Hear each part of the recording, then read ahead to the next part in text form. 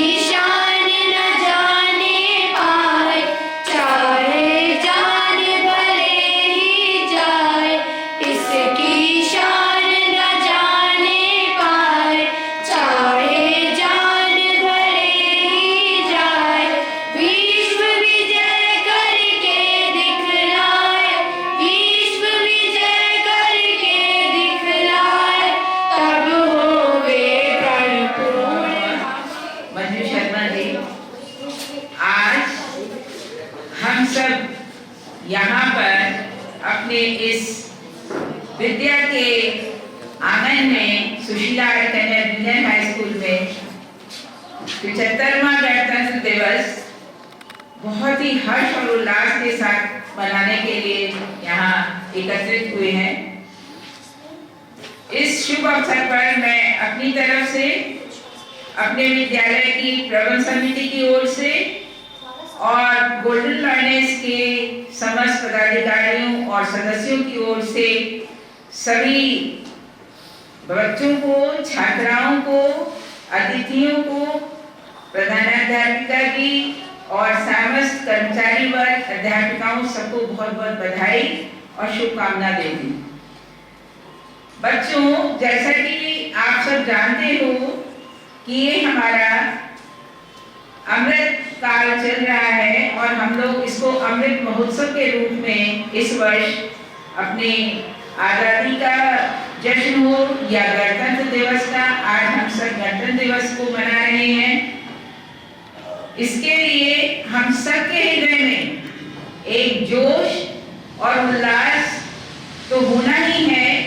लेकिन हम सबको पता है कि आज चूंकि गणतंत्र दिवस है और आज ही के दिन हमारे संविधान को पूर्ण स्थायी रूप प्राप्त हुआ और हमारे अपने देश का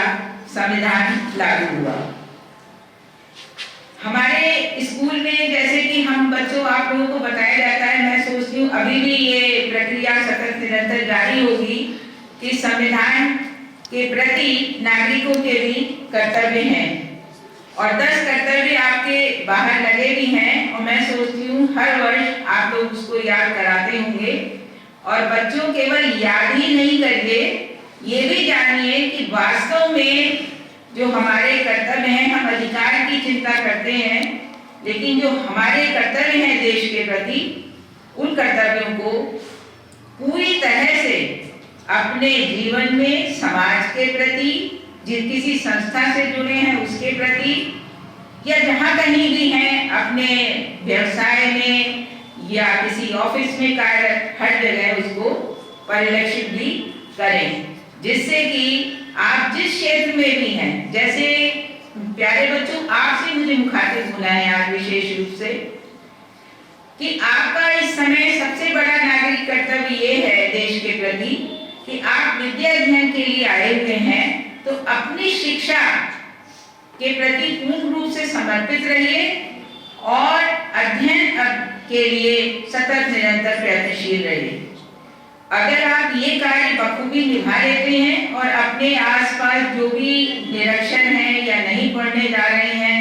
या किसी वजह से नहीं पढ़ पा रहे हैं, उनको भी प्रोत्साहित करते हैं कि हमारे स्कूल में आइए और वहाँ पर आपके लिए सब निःशुल्क सुविधाएं हैं और पढ़ाया जा रहा है, तो ये आपका सबसे बड़ा कर्तव्य और धर्म है।